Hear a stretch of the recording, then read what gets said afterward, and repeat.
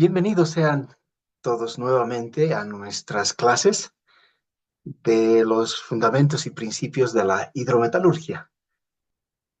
En clases anteriores ya habíamos visto un poquito acerca de lo que es la historia de la hidrometalurgia, pero al mismo tiempo también ya hemos abordado aspectos referidos a lo que es la lixiviación, la biolixiviación y la extracción por solventes. De tal manera de que ahora vamos a ingresar a trabajar en lo que es la electroobtención.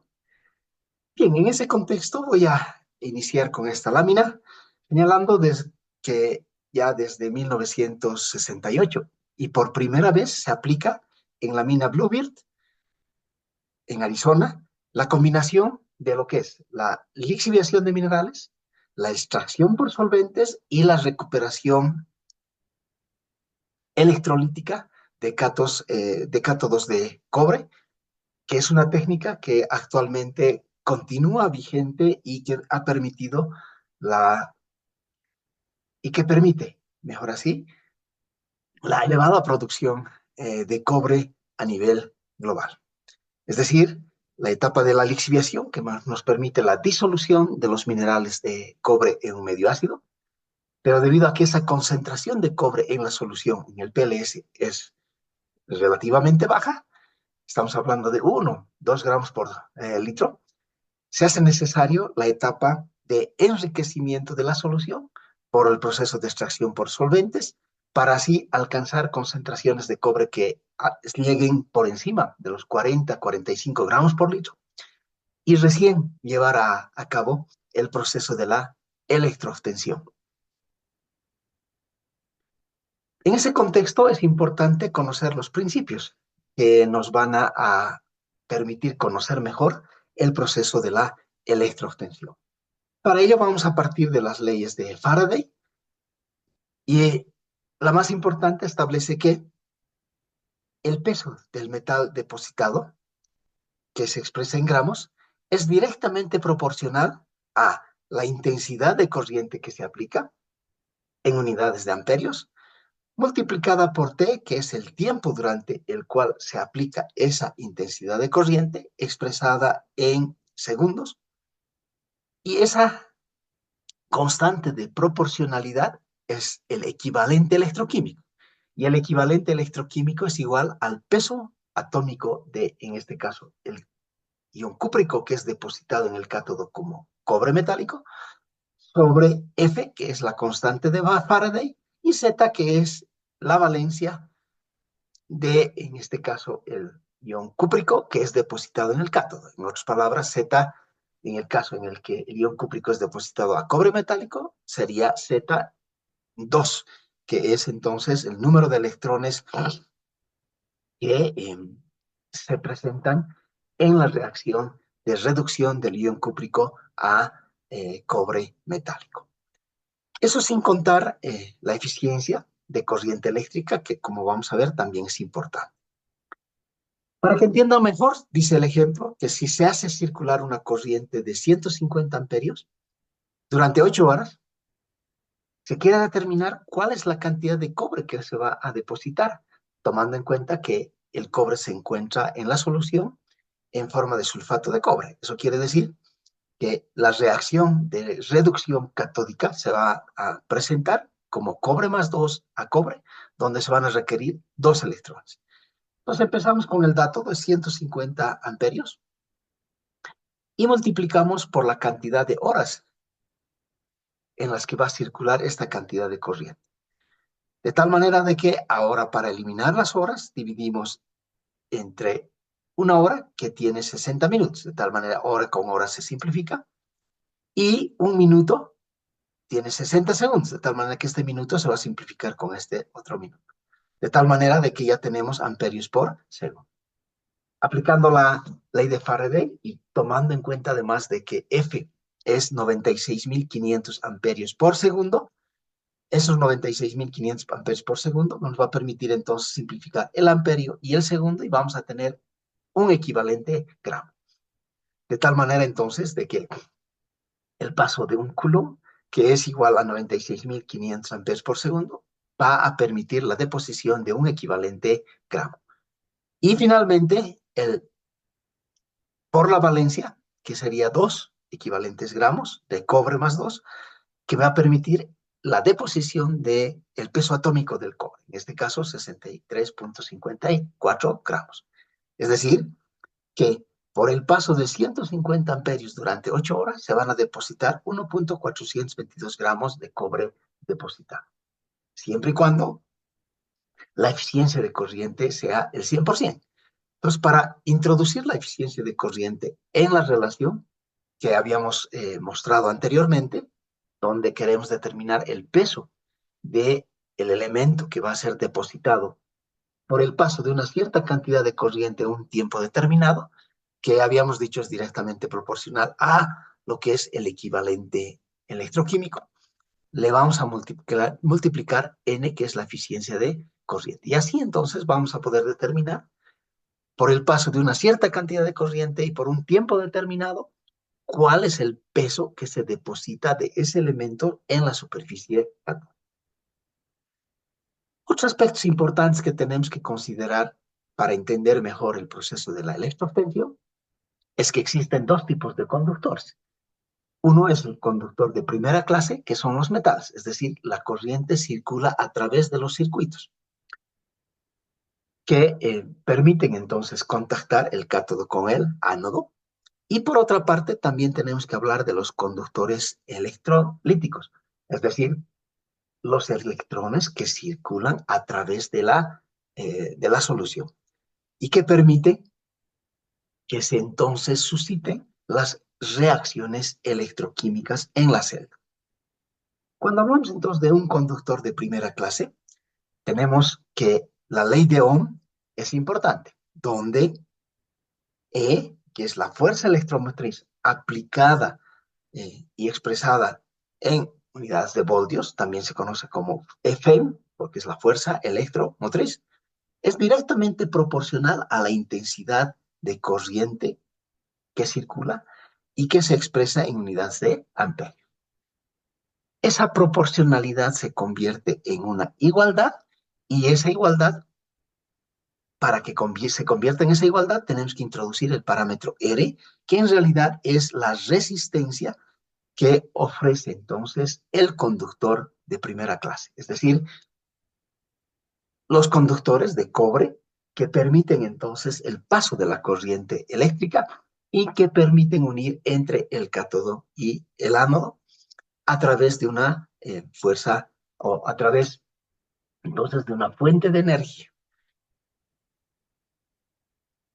Bien, y hablamos de electroquímica, va a ser importante hablar de la serie electroquímica de metales, también conocida como serie de nobleza de los metales. Entonces, si nosotros tenemos un grupo de los metales, los menos nobles a más nobles, vamos a tener entonces que el oro es el metal más noble. El oro se oxida de acuerdo a la siguiente reacción de semicelda. El oro se oxida oro más un electrón.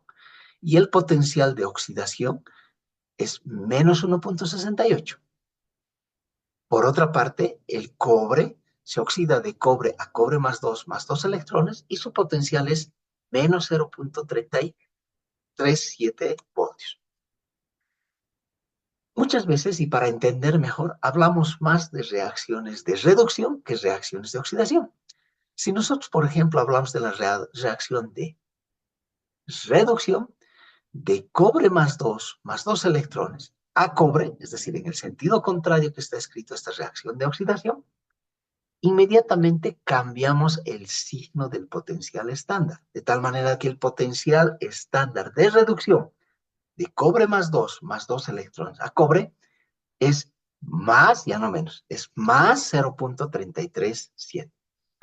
O con el mismo criterio, si entonces queremos determinar cuál es el valor del potencial estándar de reducción de oro más un electrón a oro, entonces el potencial es directamente más 1.68 voltios. Es decir, el oro se convierte en la especie o el metal que es el metal más noble. ¿Eso qué quiere decir? Que es el metal más electropositivo en su potencial de reducción de oro más uno a más un electrón a oro más 1,68. Este valor de más 1,68 es el más electropositivo de toda la serie electroquímica.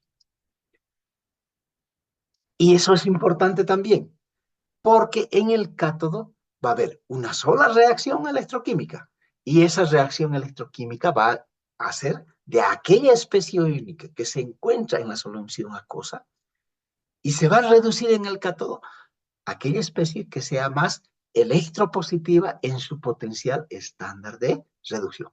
Es decir, si en una solución tenemos oro más 1, plata, mercurio y cobre más 2, en el cátodo se va a suscitar la reducción de aquella especie iónica que es más electropositiva en su reacción de reducción. O, en su caso, aquella que tengas el potencial de oxidación más electronegativo. Por otra parte, también es importante hablar del estándar de referencia, que es del hidrógeno, que por convención se dice que la reacción de hidrógeno 2 a 2 iones de hidrógeno más 2 electrones, o en su caso, que es la reacción de oxidación, o en su caso, la reacción de reducción de 2 iones de hidrógeno más 2 electrones a hidrógeno gaseoso, siempre va a tener el potencial de referencia de 0 voltios.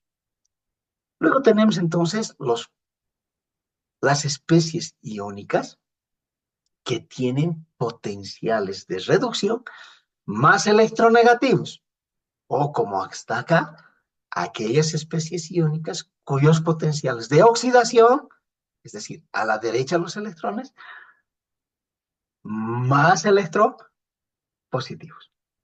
En otras palabras, si yo tengo entonces en una solución acuosa cobre más 2, pero también tengo plomo, estaño, níquel, cobalto, cadmio, hierro, zinc, hacemos pasar una cierta cantidad de corriente eléctrica, de tal manera de que se genera una diferencia de potencial medido en voltios en la celda electroquímica, se va a suscitar la reducción de aquella especie iónica cuyo potencial estándar de reducción de cobre más 2A, más 2 electrones a cobre, es más electropositivo.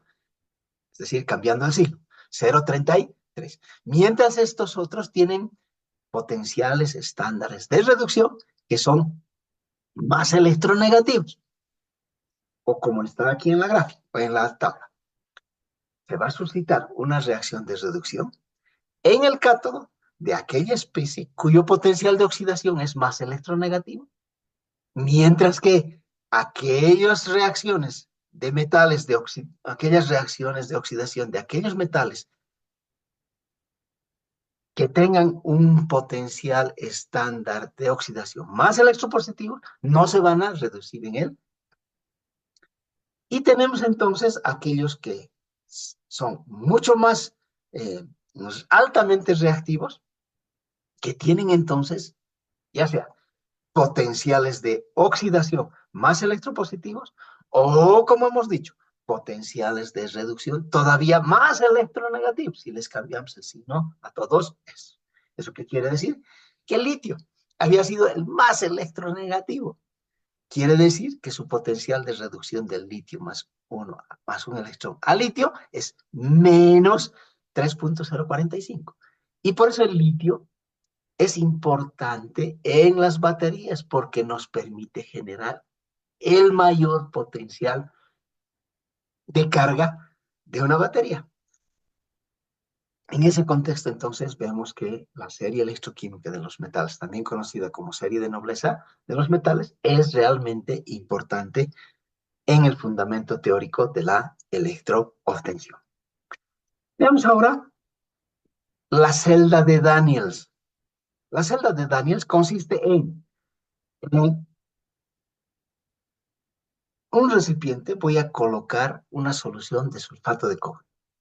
Y en esta solución voy a introducir una lámina de cobre. Mientras que en esta otra voy a introducir sulfato de zinc. una solución de sulfato de zinc, y le voy a poner una lámina de zinc. A ambos voy a entonces a contactarlos en un milivoltímetro. De tal manera de que si hago circular una cierta cantidad de corriente eléctrica medida en amperios, inmediatamente se genera una diferencia de potencial que puede ser medida en milivoltios. Obviamente de que estas soluciones tienen que estar unidas entre sí mediante un puente salino. El puente salino tendrá la función de permitirnos hacer circular los electrones. Una vez que entonces empezamos a hacer pasar una cierta cantidad de corriente, se genera una diferencia de potencial que medimos en milivoltios. ¿Y qué pasa entonces? Inmediatamente lo que va a pasar es lo siguiente. Una reacción catódica donde aquella especie iónica cuyo potencial de reducción es más electropositivo, el cobre más dos electrones a cobre, inmediatamente se va entonces a reducir en el cátodo. Es decir, sobre la superficie catódica va a empezar a depositarse el cobre. Pero como en una celda electroquímica se suscita siempre una reacción de reducción catódica, también tiene que haber una reacción de oxidación anódica. Y entonces la reacción anódica es el zinc que estaba como metal, como lámina de zinc, va a empezar a disolverse, es decir, a oxidarse de zinc más dos electrones. De tal manera de que esa es la celda de Daniels y que nos muestra o demuestra que todas las especies catiónicas, en este caso el ion cúprico, que tienen, o una especie catiónica que tiene el potencial electroquímico de reducción más electropositivo, se reduce en el cátodo. Y por otra parte, el zinc, que tiene entonces un potencial de reducción más electropositivo, se disuelve, es decir, se oxida a través de una reacción anódica y en este caso de zinc más dos electrones. Es decir, si nosotros nos acordamos los potenciales estándares, el cobre tiene un potencial de reducción, como habíamos dicho que para reducción tenemos que cambiarle el signo, de cobre más dos electrones a cobre, más 0,337. Mientras que el zinc, al oxidarse, tiene un potencial de menos 0,773. Es decir, ¿no? De tal manera entonces que así se suscita una reacción, ¿ya? De tal manera que desde el punto de vista termodinámico, como vamos a ver, es posible entonces de que esta reacción se suscite de izquierda a derecha, la reacción global, porque si escribimos la reacción global sería cobre más 2 más zinc, estos dos electrones se simplifican, da cobre más zinc más 2. De tal manera de que esa reacción va a tener un potencial delta E0, es decir, un potencial estándar de reacción positivo. Y por tanto, la reacción va a ser termodinámicamente posible de izquierda a derecha, como vamos a ver un poquito más adelante. Entonces, ¿qué metales se recuperan actualmente a partir de este proceso de electroobtención? Estamos hablando del cobre, de tal manera de que el PLS, cuando va al proceso de extracción por solventes, se enriquece la solución y una vez enriquecida va al proceso de electroobtención.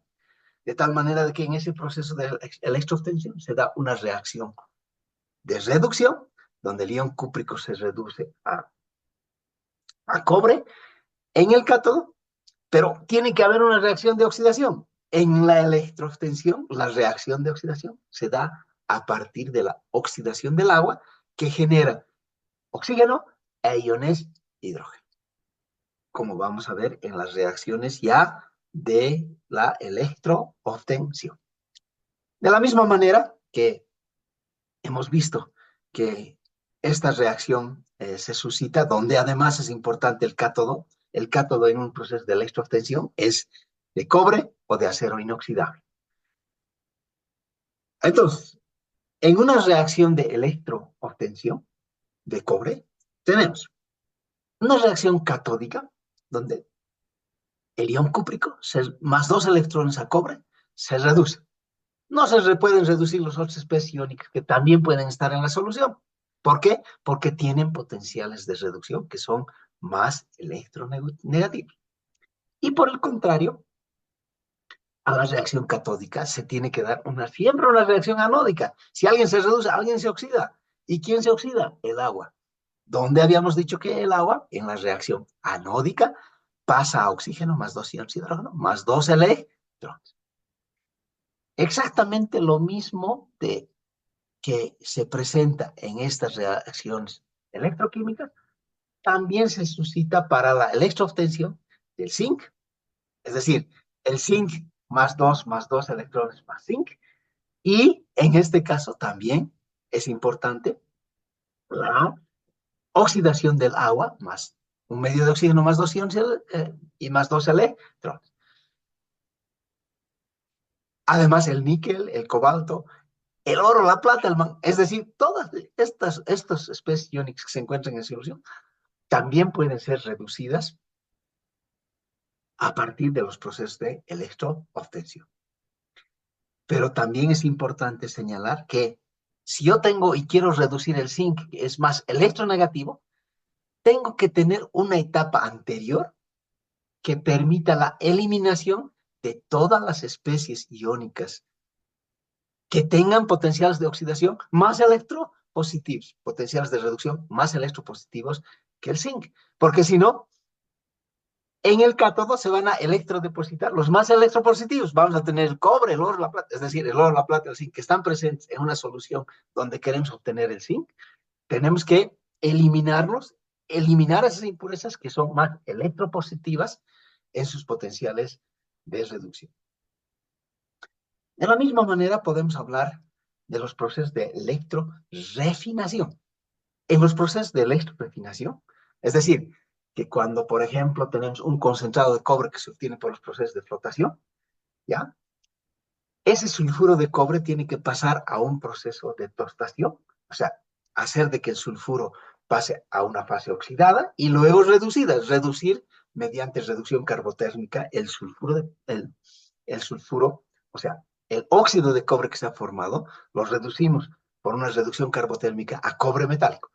Ese cobre metálico que vamos a obtener de los procesos pirometalúrgicos se denomina como cobre blister, pero no tiene la pureza de 99 que obtenemos en los procesos de electroobtención. Para llegar a eso, entonces, lo que hacemos es de que haya una reacción anódica donde colocamos ese cobre impuro como ánodo, de tal manera de que cuando se hace pasar una cierta cantidad de corriente eléctrica, inmediatamente el cobre impuro pasa a cobre más 2 electrones. Y en el cátodo se suscita la reacción de reducción de cobre más 2 electrones a cobre de alta pureza. A este proceso se le conoce entonces como proceso de electrorefinación.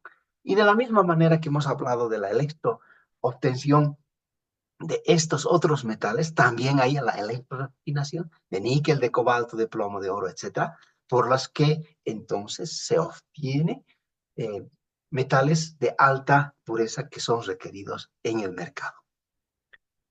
Volviendo entonces al proceso de la electroobtención, tenemos entonces primero una reacción catódica, hemos dicho, o una reacción de reducción, donde el cobre más 2 se reduce más 2 electrones a cobre, con un potencial estándar de reducción de más 0.34 voltios. Y tenemos una reacción anódica de oxidación, donde el agua es que se oxida 2 iones de hidrógeno más un medio de oxígeno y más 2 electrones, cuyo potencial estándar de oxidación es menos 1.23 voltios.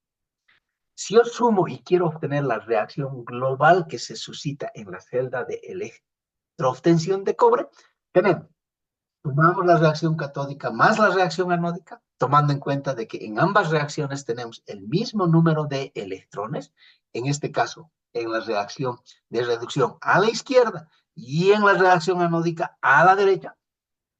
Estos dos electrones con estos dos electrones se simplifican y sumando vamos a tener que cobre más 2 más agua va a darnos cobre, es decir, el cobre que se deposita en el cátodo, más 2 iones de hidrógeno, más un medio de oxígeno.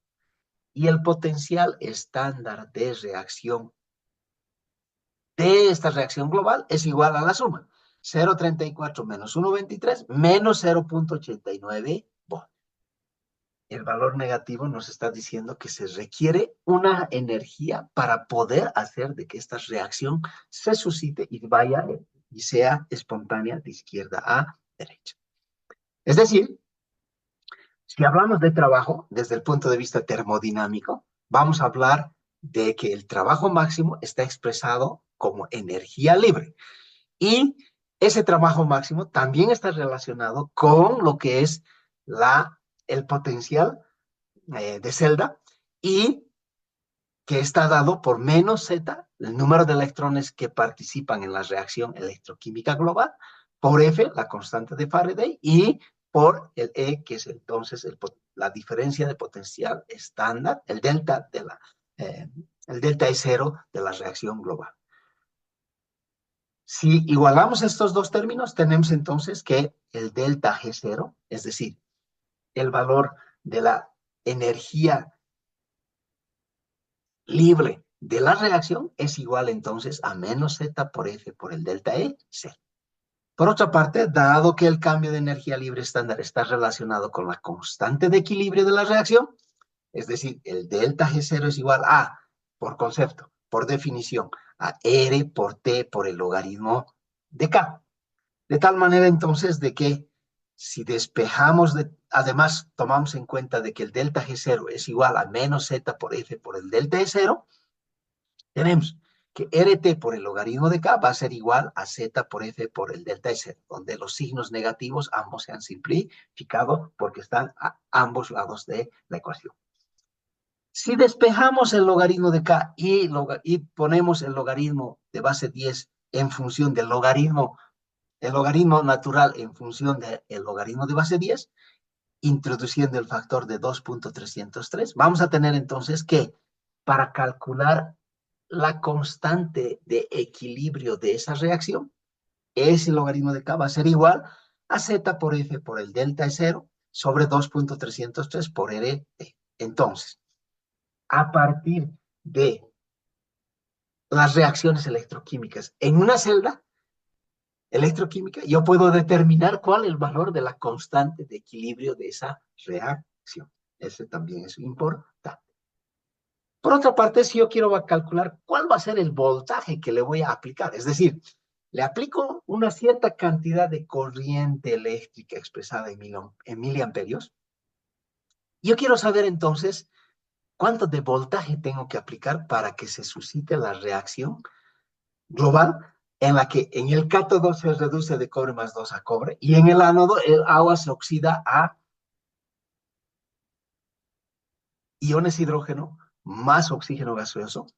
Entonces, ese valor del voltaje total, es decir, la cantidad de corriente que circula en el circuito y que inmediatamente nos permite generar una diferencia de potencial que voy a medir en voltios, yo quiero saber qué voltaje tengo que aplicar para que se dé una reacción catódica de reducción en el cátodo y una reacción anódica de oxidación en el ánodo. Eso voy a poder determinar a partir del potencial de celda, más el sobrepotencial anódico, más el sobrepotencial catódico, más la resistencia que pueda ofrecer el electrolito, que es el I por R del electrolito, más la resistencia al paso de corriente que puedan entonces generar los contactos. Y eso va a ser I por R de los contactos. Nos vamos a ir calculando cada uno de estos términos. ¿Cómo calculo entonces el potencial de celda? Para eso entonces tengo una reacción en principio catódica, donde el ion cúprico más 2 electrones me da o se reduce a cobre, cuyo potencial estándar es igual a 0.34. Aquí viene entonces la ecuación de Nernst. La ecuación de Nernst que dice que el potencial de reducción de cobre más 2 a cobre es igual al potencial estándar de reducción de cobre más 2 a cobre más RT sobre ZF por el logaritmo de la actividad del ion cúprico. Es decir, si colocamos acá el potencial, el signo más, vamos a considerar la reacción de reducción de cobre más 2 a cobre, entonces la constante de equilibrio va a ser igual a la actividad de reactantes sobre productos. Reactantes, actividad de cobre. Productos, actividad de el cobre metálico. Pero la actividad de cobre metálico es 1, de tal manera de que por eso no estamos escribiendo entre la actividad de cobre, porque ese valor es igual a 1. Si nosotros tenemos la reacción global, que ya hemos señalado que es una reacción de reducción en el cátodo, de cobre más 2 a cobre, y una reacción de oxidación de agua a 2 iones de hidrógeno más una media molécula de oxígeno, cuyo valor de potencial estándar de la reacción es menos 0,89, aplico ahora la ecuación de Nernst. La ecuación de Nernst es igual al potencial, o sea, el delta E de la reacción es igual al delta E0 de la reacción más RT sobre ZF por el logaritmo natural de ¿qué? De reactantes sobre productos de la reacción. Reactantes, actividad del ion cúprico y actividad de cobre en el denominador, actividad de cobre, 1. Actividad de iones hidrógeno al cuadrado, porque tengo 2 moléculas de iones. Y aquí faltaría por presión parcial de oxígeno, a la 1 medio. Pero como la presión es una atmósfera, entonces la presión, ¿no? Entonces la presión, ¿no? Entonces el valor va a ser 1, por tanto ya no necesito introducir en esta ecuación. Entonces, ahora si yo quiero saber cuánto es el valor de el delta E de celda, el potencial de celda, entonces tengo que saber cuánto valen cada uno de estos términos. Ya sabemos que el potencial estándar es menos 0,89. R es 8.314 joules por mol por grado Kelvin. F, 96.500 coulombs. El valor de T es la temperatura, que a 45 grados centígrados sería 318 grados Kelvin, en unidades de Kelvin. Y N, el número de, entonces, o N o Z también, lo mismo, N o Z, el número de electrones que participan en la reacción electroquímica. En este caso son 2 electrones. Reemplazando datos, tenemos entonces que el delta E es igual a 0.89, ¿no? Más, si fuera 25 grados centígrados, este valor de RT sobre valor de RT sobre ZF y multiplicado por 2.303 cuando consideramos ya no el logaritmo natural, sino el logaritmo de base 10, ese valor es 0.0591. Pero como la temperatura estamos diciendo que va a ser 45 grados centígrados, que es 318 grados Kelvin, entonces el valor va a ser 0.6309. Por el logaritmo de la actividad del ion cúprico por la actividad de iones hidrógeno. En la celda, en el proceso de electrólisis, sabemos que la concentración, por ejemplo, si es 6 gramos por litro de cobre y 1 molar de ácido sulfúrico, 100 gramos por litro, entonces inmediatamente tenemos que ese valor es igual a 0.92 voltios, que es entonces el voltaje de E0. Para calcular el voltaje, para que se suscite esta reacción global, necesitamos todavía añadir más energía para que podamos vencer el sobrepotencial anódico, el sobrepotencial catódico, el I por R del electrolito y el I por R de los contactos. Si incrementamos la concentración de cobre en el proceso de electrólisis y llegamos a un valor mayor, como se suscita en una celda electroquímica, en la celda de electrólisis, de electroobtención, este valor va a ir cada vez subiendo.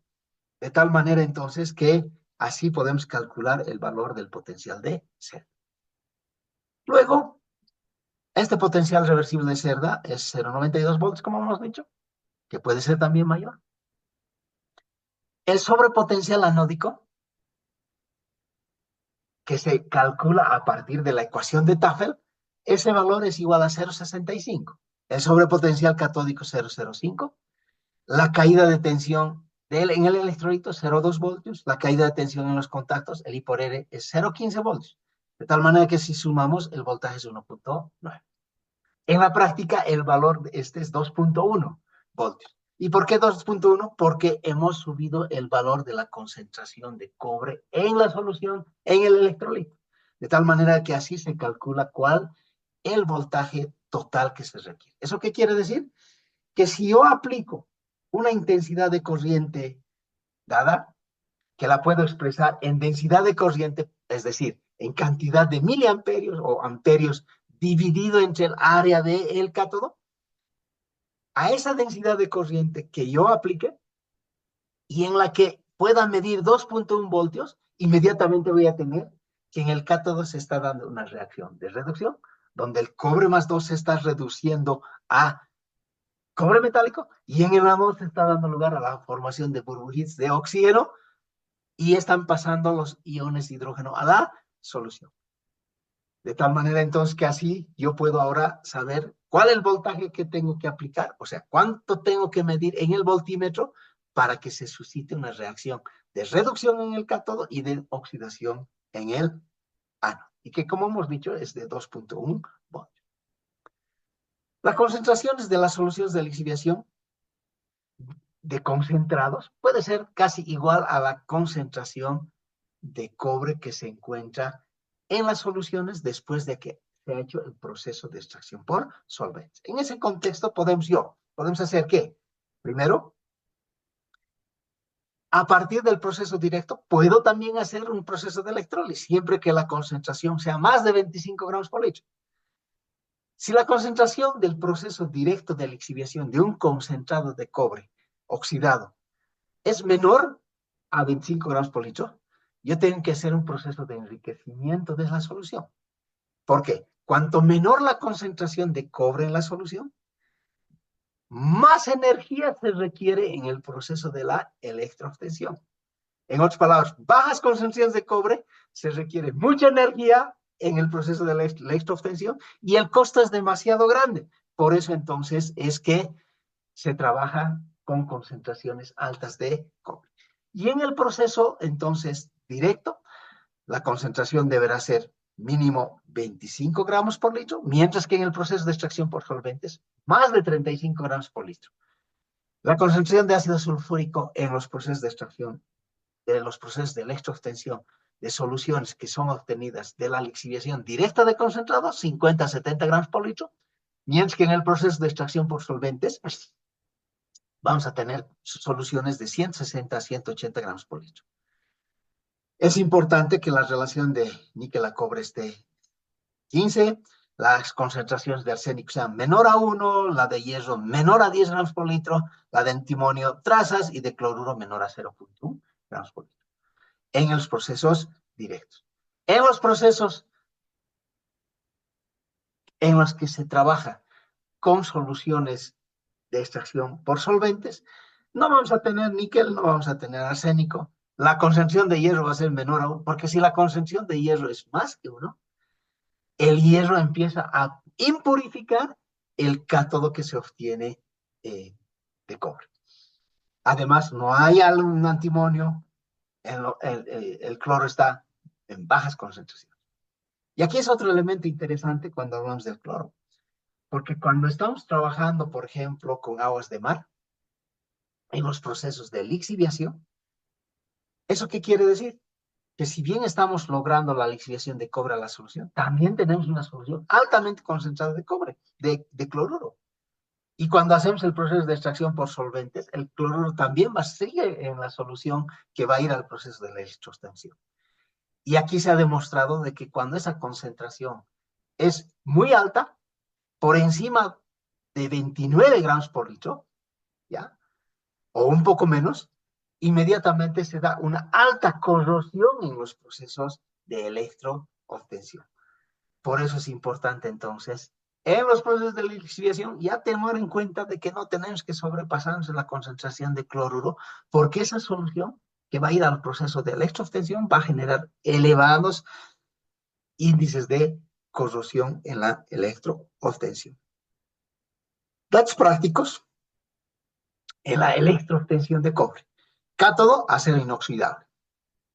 También puede utilizarse cobre puro, láminas de cobre puro. Tiempo de deposición, 5 días.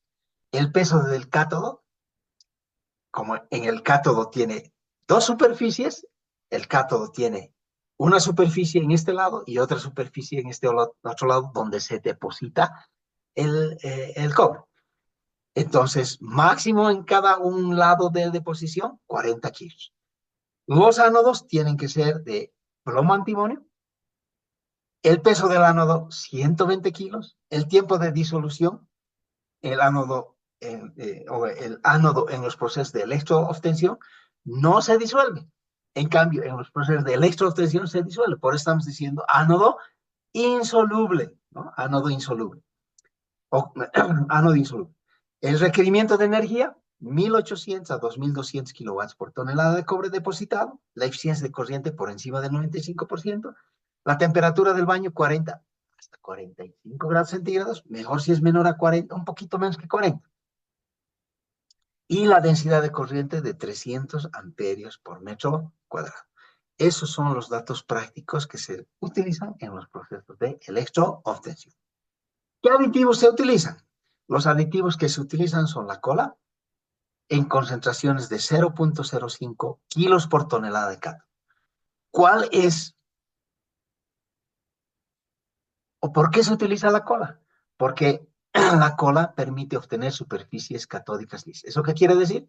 Que la superficie del cátodo, antes de introducir el cátodo en las celdas de electrólisis, estos cátodos se los pinta, por así decir, de cola. ¿Para qué? Para que las superficies sean lisas. Eso quiere decir de que cuando se deposita el cátodo, el cobre en la superficie catódica, su separación va a ser más sencilla. De la misma manera, el mismo efecto, la adición de diurea, también en concentraciones menores a 0.05 kilos por tonelada. Se añade floculante, menor a 0.05 kilos por tonelada. ¿Por qué el floculante? Porque lo que se requiere es que, si es que en el electrolito tenemos sólidos en suspensión, la idea importante es de que al añadir floculante, eso se sedimente y se evite que estos sólidos en suspensión sean depositados en el cátodo, porque si hay deposición de estos sólidos en suspensión en la superficie catódica, se generan las dendritas. Y en las dendritas, lo que pasa es de que hay un mayor consumo de corriente eléctrica y menor calidad del cátodo en su conjunto, de tal manera de que para evitar eso de las superficies y que hayan dendritas y que se corroa en ese punto, haya corrosión en ese punto donde se ha depositado en la superficie catódica ese material suspendido, ese sólido en suspensión, entonces se añade floculante. Y finalmente, cloruro de sodio o ácido clorhídrico en cantidades menores a 0.2 kilos por tonelada. ¿Por qué se añade el cloruro de sodio? Porque tenemos que precipitar a la plata. Si existiría en la solución, en el PLS, algo de plata, aunque una menor concentración, una pequeña concentración, la plata se va a electrodepositar con mayor preferencia que el cobre, porque ya sabemos que el potencial de reducción de electrodeposición, el potencial estándar de reducción de plata más un electrón a plata es más electropositivo que el de cobre más 2 a cobre. Y sabemos que en el cátodo siempre se va a depositar el más electropositivo. Para que evitar entonces que la plata se deposite y altere la calidad de los cátodos, porque la presencia de plata se envenena entonces el cátodo, es por eso que se añade cloruro de sodio para así depositar o precipitar la plata y evitar de que ésta se deposite en la superficie catódica. Acá tenemos entonces un proceso del Bluebeard. Siempre hablamos del Bluebeard porque es interesante esto, porque ahí se ha iniciado en sí el proceso de la introducción de la extracción por solventes como etapa previa o de enriquecimiento a la electroobtención. Entonces tenemos primero una lixiviación que puede ser en pilas o en DUM, donde el pH de la solución es 2.5, el contenido de cobre podría ser de 1 a 5 gramos por litro. Va a un proceso de extracción por solventes, donde tenemos dos etapas, la primera etapa que es la etapa de extracción y la segunda etapa que es el stripping. La solución ya enriquecida con 40 a 50 gramos por litro de cobre va al proceso de la electrólisis, donde tenemos entonces los cátodos de cobre con contenidos de 99.99% de cobre. Entonces, si hacemos el flujo de la solución, tenemos en principio el PLS, que tiene, como decíamos, 1 a 5 gramos por litro, va a la etapa de extracción. En la etapa de extracción, el extractante que es soluble en la fase orgánica, es decir, soluble en el diluyente, que es el queroseno, inmediatamente reacciona químicamente con el ion cúprico que se encuentra en la fase acuosa, forma un compuesto organometálico que es soluble también en el queroseno, de tal manera de que cuando se hace la separación líquido-líquido, es decir, la separación de la fase orgánica con la fase acuosa, en la fase acuosa ya prácticamente ya no tenemos entonces el ion cúprico, y entonces de esa fase acuosa, esta va a recircular para el proceso de lixiviación, añadiendo ácido sulfúrico, de tal manera que tenga una concentración de 1 a 5 gramos por litro de ácido sulfúrico. Y el orgánico cargado va a la etapa de lead stripping, de tal manera de que se requiere para la etapa del stripping una solución que sea altamente ácida, que proviene del proceso de electroobtención, porque hemos dicho que en la electroobtención, en la reacción anódica, se genera iones de hidrógeno.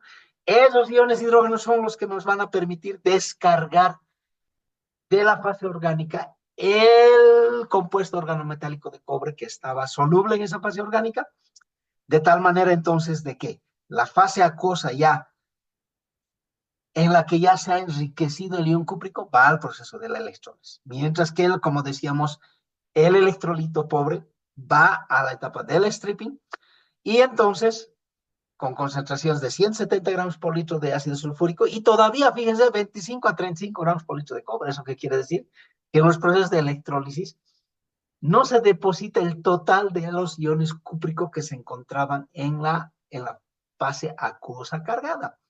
Lo que quiere decir entonces que por eso es que este electrolito tiene alta concentración para ingresar a la fase de electrólisis y así disminuir los costos, con otras palabras, disminuir el consumo de energía que se requiere en el proceso de la electrólisis.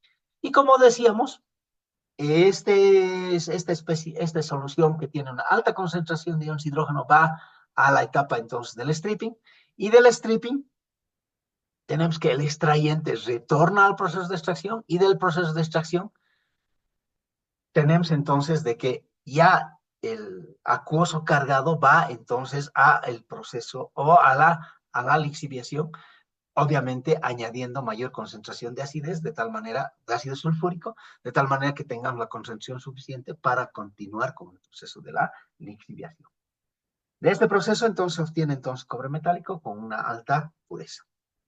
De la misma manera podemos tener el proceso de la lixiviación directa, concentrados de cobre. En este caso se puede realizar en tanques de lixiviación o VATs, de tal manera de que una vez que se hace la lixiviación de estas menas oxidadas de cobre, por este método de lixiviación, ya sea en tanques o VAT, luego entonces la solución ya tiene alta concentración de cobre, 30 a 50 gramos por litro, pero en este caso es importante eliminar al hierro. Eliminamos al hierro. ¿Cómo eliminamos al hierro? Neutralizando la solución, de tal manera de que al neutralizar la solución añadiendo cal, se puede precipitar el ion férrico en forma de hidróxido férrico, y la solución ya libre de iones hierro.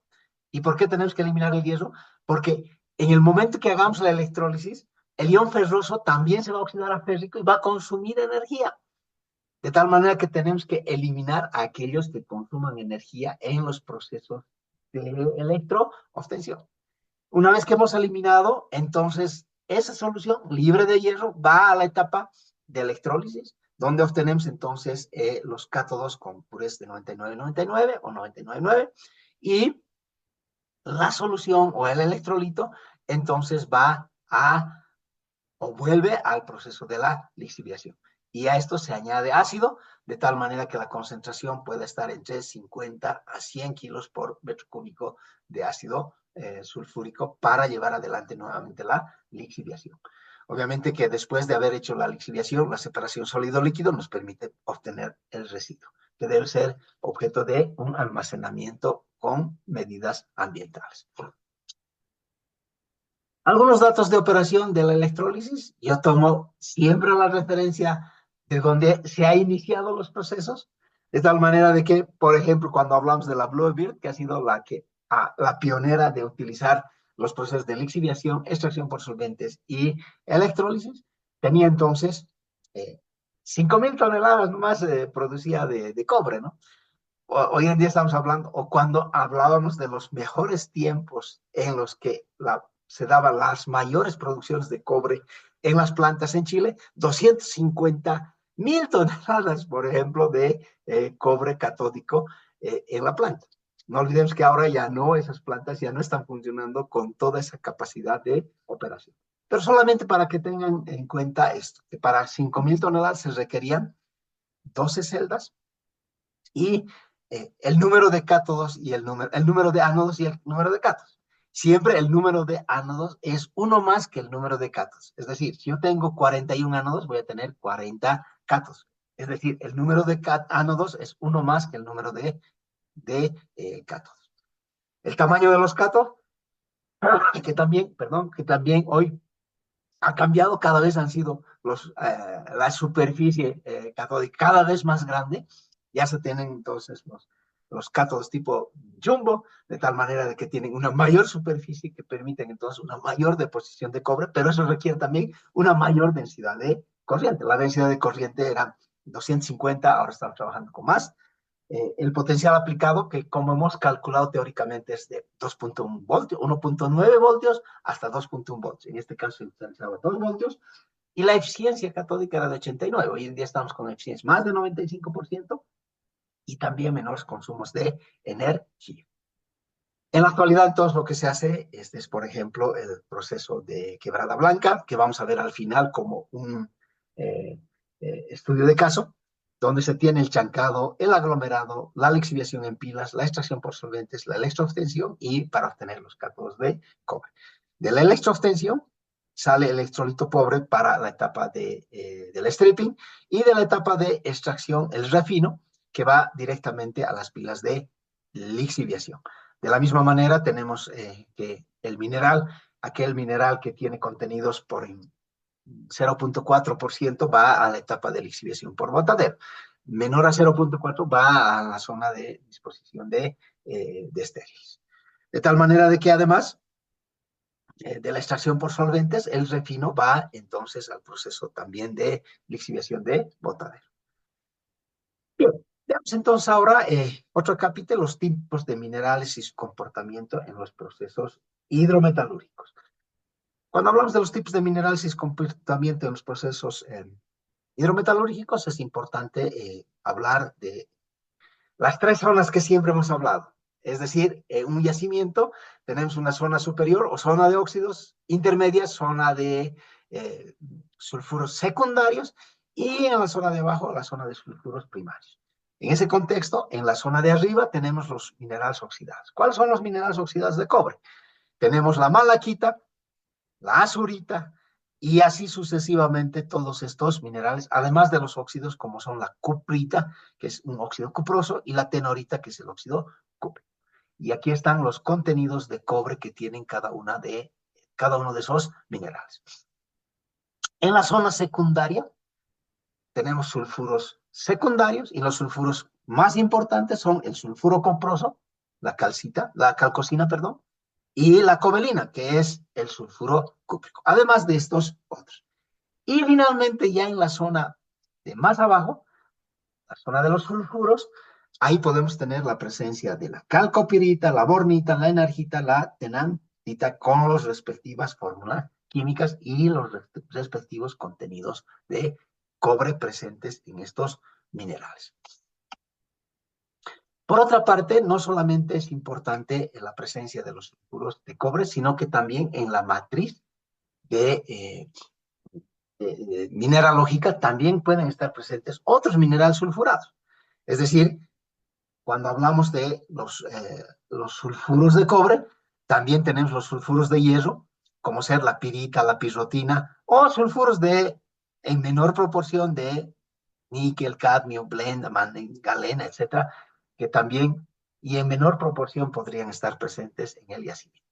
Y finalmente, Otras especies que pueden ser, por ejemplo, de los sulfuros, la arsenopirita, el oro piment, el arsenopirita, que es un hierro arsénico azufre, el rejalgar, que es un sulfuro de arsénico, y en su grado de oxidación, entonces, de más 2, y en su grado de oxidación de más 3, el arsénico sería el oro piment. Y así podemos ir viendo a estos otros sulfuros que podrían estar presentes en los depósitos de, eh, que se están entonces explotando.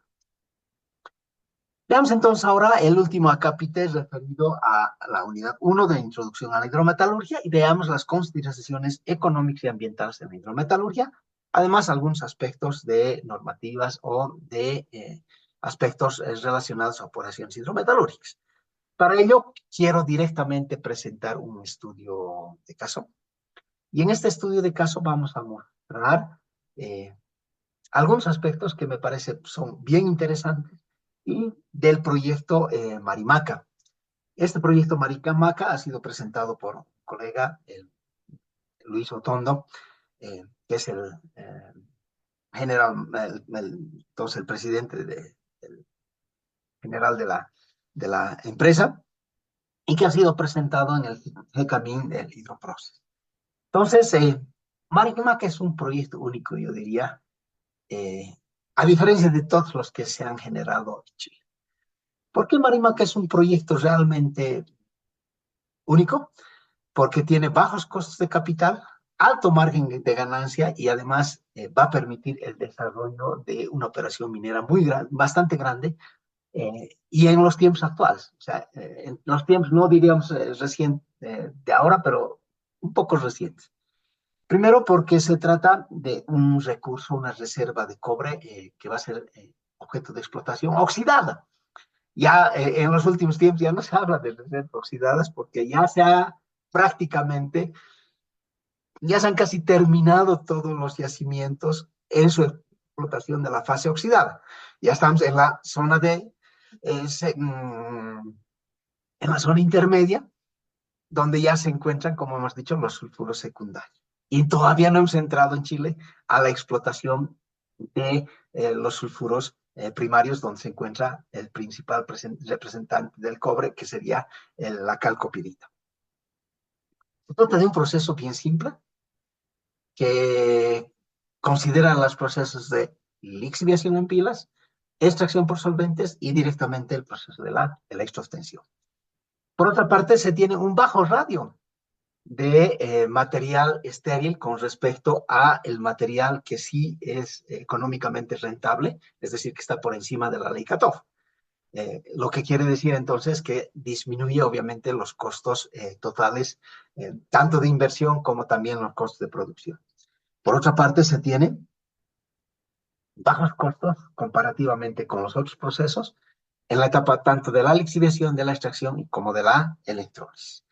Este proyecto está situado en un punto donde no podía tener una mejor situación geográfica, porque está justamente en la zona a 40 kilómetros de Antofagasta, es decir, donde ya se conoce que se están desarrollando proyectos o se han desarrollado proyectos grandes en tema de explotación de cobre. Por otra parte, se ha identificado que en esta zona minera, en un menor radio, en un menor radio de distancia se tiene el yacimiento con alto contenido de cobre y por otra parte, definitivamente se tiene un distrito donde ya se está desarrollando una explotación a gran escala. Entonces estamos hablando que Marimaca prácticamente estaría situado en este punto. Y aquí está muy cerca, como referencia, Antofagasta, eh, y además de otras ventajas que vamos a ir mostrando, como ser su cercanía a la costa, además de tener energía también muy cerca y instalaciones también de desalinización de agua también cerca. Si hablamos del número de proyectos en función del tiempo, vamos a ver que definitivamente se ha empezado desde 1990 a subir el número de proyectos en Chile. En 1997 se batió el récord con el número de proyectos grandes de la gran minería, un tema de explotación de cobre, donde ya se tienen 17 proyectos Y fíjense de que a partir de 1997 ha ido disminuyendo el número de nuevos proyectos de gran escala en la explotación del cobre. Y estamos hablando aquí de Marimaca como el único proyecto del 2016 que se inicia. O sea, que cada vez menos proyectos y además que en cada uno de estos proyectos grandes ha ido disminuyéndose la producción de cobre, porque ya habíamos señalado de que la fase oxidada se está prácticamente, la explotación de fases oxidadas de cobre se está ya en declive, es decir, que está cada vez, que se está trabajando menos en este tema. Entonces, Marimaca tiene otros datos interesantes. Por ejemplo, si nosotros ploteamos el tema del valor presente neto versus el precio de la cotización de cobre en el mercado internacional. Si nosotros consideramos, por ejemplo, 3.5, actualmente está 3.58, digamos, dólares la libra fina de cobre. Fíjense que a 3.50 el proyecto Marimaca tiene 620 millones de valor presente neto como indicador económico y una tasa de retorno de 40%, un poquito más de 40%. O sea, realmente un proyecto que es altamente rentable. Por otra parte, algunos datos interesantes que son, por ejemplo, el bajo costo de capital. Esto ha costado 285 millones de dólares. Por otra parte, tenemos otro dato importante que su índice de equilibrio más o menos es, si es que en el mercado el costo es de la libra fina de cobre de 1.29 dólares por libra fina. ¿Eso qué quiere decir? Que si es 3.50, pues realmente tiene pues un buen rédito económico el proyecto. Una alta recuperación en términos de lixiviación en pilas, hasta 76% de lixiviación, de extracción. Y por otra parte, el tiempo de vida del proyecto va a ser 12 años y se va a llegar a producir más o menos 40.000 toneladas de cobre tipo A en los primeros, digamos, 6 años, y luego va a disminuir a 36.000 toneladas. Así está proyectada su producción. Marimaca realmente se encuentra en un sitio fabuloso. Primero porque está muy cerca a todo lo que se requiere en una operación minera. Está cerca de la fuente de agua, muy cerca a la costa, de energía, de transporte, de comunicación. Por otra parte, está a 25 kilómetros del puerto de Mejillones. Eso quiere decir que a menor costo se puede entonces importar el ácido sulfúrico que se requiere en los procesos de lixiviación, pero al mismo tiempo también el acceso al puerto, una vez que se obtenga entonces los cátodos de cobre, muy cercanos para poderlos transportar vía marítima. El otro tema que también es importante es de que ya no se requieren negociaciones en términos de que ustedes saben que cuando un proyecto grande tiene que iniciarse en un sitio determinado, pues se requiere pues un montón de trámites de negociación. En sitios ya hay una experiencia muy grande porque hay varios proyectos que se han desarrollado a gran escala en esta zona. Por otra parte, está a 40 kilómetros de Antofagasta, lo que quiere decir de que prácticamente no se requiere tener entonces un sitio donde vayan a pernoctar todo el recurso humano que trabaja, sino directamente sus casas van a ser en Antofagasta, de tal manera de que no hay necesidad de generar un campamento tan cerca del aeropuerto y además una excelente comunicación. Eh, acá, 40 kilómetros de Antofagasta, la ruta número 1 internacional, además el puerto Mejillones a 25 kilómetros. En términos de infraestructura, fíjense, existe una disponibilidad de energía en la zona de 110 kilowatts o 110 ¿no? kb. ¿Eso qué significa? Que hay una fuente de energía instalada que no está siendo utilizada por los proyectos grandes porque, como ya sabemos, esos proyectos han disminuido su producción. De tal manera de que como no están trabajando a su máximo de capacidad, hay la energía suficiente para este proyecto. Por otra parte, el PIB de explotación también se encuentra bastante cerca. Otros datos interesantes, si nosotros contamos la intensidad de capital.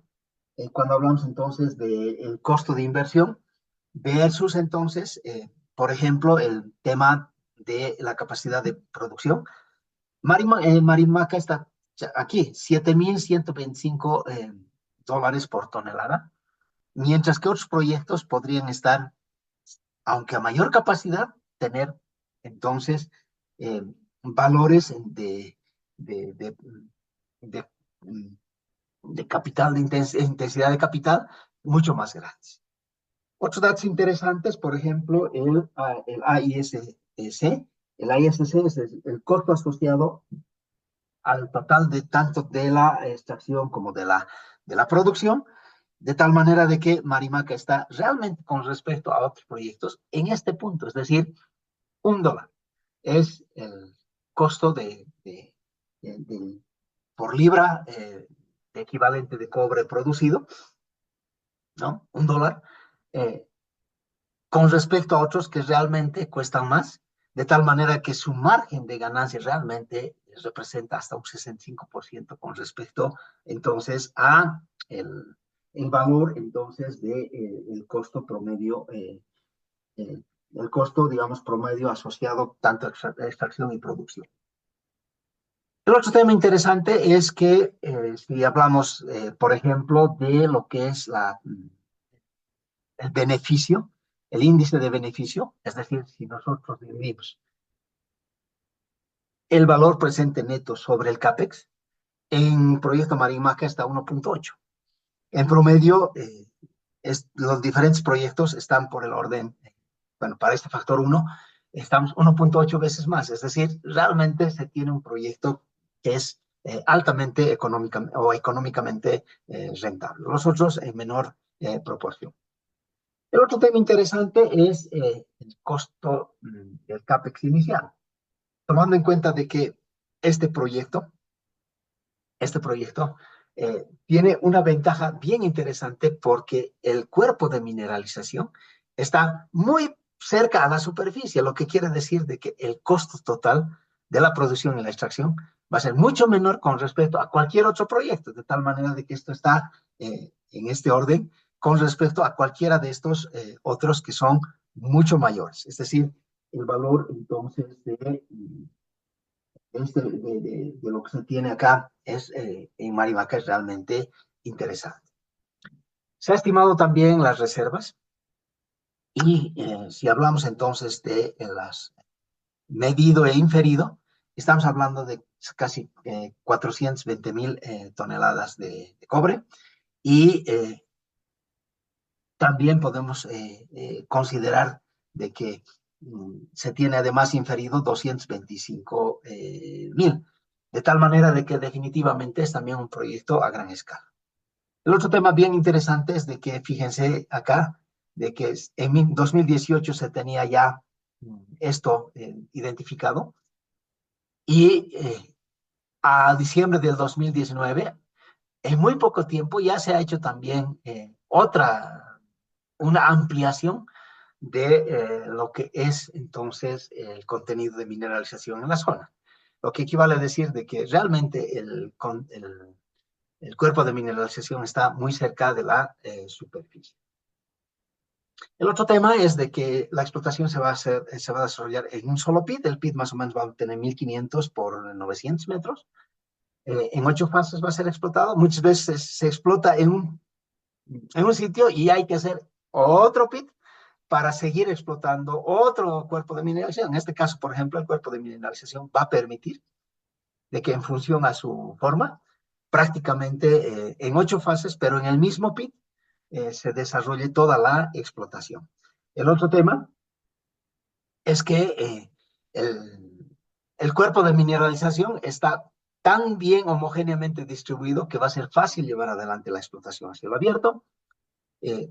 Prácticamente no va a haber una etapa previa de sacar material sin llegar a el cuerpo de mineralización, de tal manera de que sacando muy poco ya se llega al cuerpo de mineralización y por tanto entonces los costos van a ser mucho menores. Y el otro tema es importante también de que los gastos capitalizados por expansión. O sea, no se va a tener gastos eh, que no se van a capitalizar cuando se esté haciendo la extensión de la explotación de este yacimiento. El otro tema también interesante es la distribución del contenido de cobre en el pit de explotación, como se puede ver en función de los colores, el contenido de cobre que se encuentra en el pit que se va a desarrollar la explotación. Y lo más interesante además es de que, por ejemplo, por cada tonelada que tenga el contenido de cobre que hace económicamente rentable su procesamiento, 0,8 toneladas nomás de material estéril se van a extraer. Fíjense, normalmente el criterio es de que cuando por cada tonelada de este material que tenga un contenido rentable en términos de su contenido de cobre, si es más de 3 toneladas de estéril, ya tienes que hacer la explotación subterránea. Si tienes menor que 3, explotación a cielo abierto. Pero si tienes menor a 0,8, pucha, la explotación a cielo abierto es genial, pero además con bajo costo. Por eso entonces es bien interesante este proyecto. Además que se va a tener contenidos de cobre hasta 0,78% de cobre como la ley Katov, que van a permitir la rentabilidad del proyecto. Aquí se tiene el flujograma completo, donde tenemos acá el PIB de explotación, de tal manera de que el material estéril que tenga menos 0,78 por debajo de 0,4 a el sitio de almacenamiento de estériles, lo que tenga un poquito más de 0,4 al botadero. Luego tenemos entonces el material que ya tiene más de 0,78% de la ICATOF, va a un proceso de trituración primaria, secundaria, terciaria, y luego a una etapa de aglomeración. Después de la aglomeración se lleva adelante el apilado para llevar adelante la lixiviación en pilas. En la lixiviación en pilas se hace entonces, se requiere entonces solución de ácido sulfúrico y el PLS primario, digamos así, con mayor concentración de cobre en la solución, va al proceso de extracción. En la extracción por solventes, la etapa de extracción y del stripping, en la etapa que sale del stripping, la fase acuosa cargada va obviamente al proceso de electroextensión, donde se obtienen los cátodos, que luego son transportados al puerto vía carretera, y del puerto luego para su venta mediante barco. Por otra parte, tenemos además que la fase entonces de la solución de la extracción por solventes, ¿no? A una piscina de almacenamiento, y de esa piscina de almacenamiento a la etapa de la lixiviación, ya del segundo ciclo del proceso de lixiviación. Se recolecta esta solución y este PLS para mayor enriquecimiento al primer ciclo de la etapa de lixiviación en pilas. Luego tenemos entonces de que además esta solución va también a la etapa de la lixiviación en botadero. De la lixiviación en botadero, obviamente la solución va al ciclo al PLS de acá, ¿no? Que vuelve para incrementar la concentración en cobre al primer ciclo de lixiviación. Algunos datos interesantes del proceso, de este proceso. Se han llevado adelante 4 fases en lo que es el estudio metalúrgico. En este estudio metalúrgico se han analizado algunos aspectos importantes como variables para optimizar el proceso de la lixiviación. Me refiero a la aglomeración, granulometría, test en columnas, velocidades de irrigación, consumos de ácido, y además test incluyendo el test de lixiviación con agua de mar. De tal manera de que se tiene entonces de que en todo el proceso se tiene 76% de extracción en los procesos de lixiviación, además de 40% en los procesos de la lixiviación en botaderos. Por otra parte, se han hecho test de pruebas metalúrgicas para llevar adelante ya el estudio de factibilidad. Estudio de factibilidad y además incremento en lo que es el potencial del recurso o la reserva que se tiene en este sitio. De tal manera que definitivamente en esos términos Marimaca se constituye en definitivamente un, un yacimiento súper interesante de su explotación, único en términos de su ubicación geográfica. Además, se tiene de que se ha incrementado las reservas a través de la exploración, además en un distrito que realmente ya desarrolla procesos mineros a gran escala, y por otra parte que ha permitido definitivamente ser en muy poco tiempo un yacimiento ya que puede ser considerado de interés y de gran escala. Bien, entonces eso es lo que quiero o quería mostrarles en esta clase, de tal manera de que eso sería por ahora y por tanto nos veríamos entonces en nuestra próxima clase. A todos ustedes, muchas gracias por su gentil deferencia y entonces terminamos nuestra clase acá y los invito a continuar con el desarrollo de nuestro contenido analítico en este primer módulo de lo que son los fundamentos y principios en la hidrometalurgia. Muchas gracias y hasta la próxima clase.